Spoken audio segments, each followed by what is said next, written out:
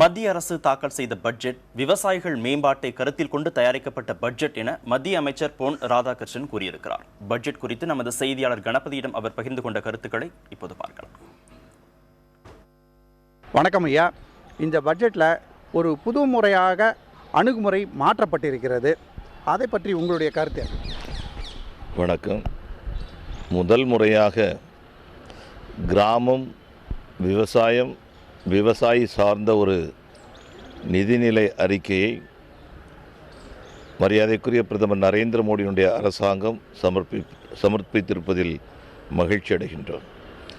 கிராமம் சார்ந்த முன்னேற்றமே இந்த நாட்டை உயர்த்த முடியும் என்று அண்ணல் மகாத்மா காந்தி அவர்கள் மிக ஆழமாக நம்பினார்கள்.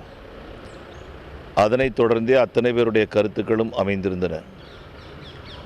இன்று சமர்ப்பிக்கப்பட்டிருக்கக்கூடிய இந்த பட்ஜெட் கிராமம் முன்னேற்றத்திற்காக ஏறக்குறைய லட்சம் கோடி ரூபாய்கள், விவசாயிகளுடைய மேம்பாட்டிற்காக ஆரம்ப கட்டத்திலேயே சென்ற முறை கொடுத்ததை விட 2 மடங்கு அதிகமாக ஏறக்குறைய 38,000 கோடி ரூபாய்கள், கிராமத்தில் இருக்கக்கூடிய விவசாயிகளுக்கு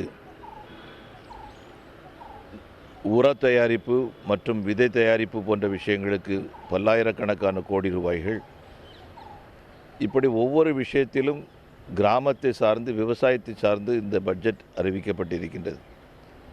அது மட்டுமல்ல, கிராமங்களிலே வீடுகளிலே விறகரித்து அடுப்பெரித்து கொண்டிருக்கக்கூடிய பெண்கள் ஒவ்வொரு சமையலின் போதும் அந்த வீட்டில் உருவாகக்கூடிய புகையினுடைய அளவு 400 சிகரெட் குடிப்பதற்கு சமம் என்று கணக்கிட்டிருக்கின்றார்கள். அப்படிப்பட்ட வீடுகளுக்கு 1000 கோடி ரூபாய் திட்டத்திலே இன்னும் சில ஆண்டுகளுக்குள்ளாக 5 கோடி வீடுகளுக்கு கேஸ் இணைப்பு கொடுப்பதற்கான திட்டத்தை, பெண்களுடைய பேரில் கொடுக்கக்கூடிய திட்டத்தை பிரதமர் நரேந்திர மோடி அவர்கள் கொண்டு வந்திருக்கின்றார்கள். சாலை மேம்பாடாக இருந்தாலும் சரிதான், கல்வி மேம்பாடாக இருந்தாலும் சரிதான், எல்லா விஷயங்களிலும் எல்லா மக்களையும் மனதில் வைத்துக்கொண்டு இந்த நிதிநிலை அறிக்கை சமர்ப்பிக்கப்பட்டிருக்கின்றது. ஒட்டுமொத்த மக்களுக்கு மகிழ்ச்சி தரக்கூடிய ஒரு திட்டமாக இது அமைந்திருக்கின்றது. நீங்கள் சொன்னது மாதிரியே கிராமப்புறத்து மக்கள், விவசாயிகள் அப்படின்னு பல்வேறு திட்டங்கள் கொடுத்துருக்காங்க, பண ஒதுக்கீடு பண்ணியிருக்காங்க. இதெல்லாம் பண்ணுறதுக்கு காரணம் வர இருக்கும் சட்டசபை தேர்தல் அப்படின்னு எதிர்க்கட்சிகள் குற்றம் சாட்டுறாங்க. தமிழ்நாடு, புதுச்சேரி, கேரளா உள்ளிட்ட மாநிலங்களில் தேர்தல் வர இருக்குது. அதை மனதில் கொண்டு தான் இந்த மாதிரியான ஒரு பட்ஜெட் தயாரிக்கப்பட்டிருக்காங்க.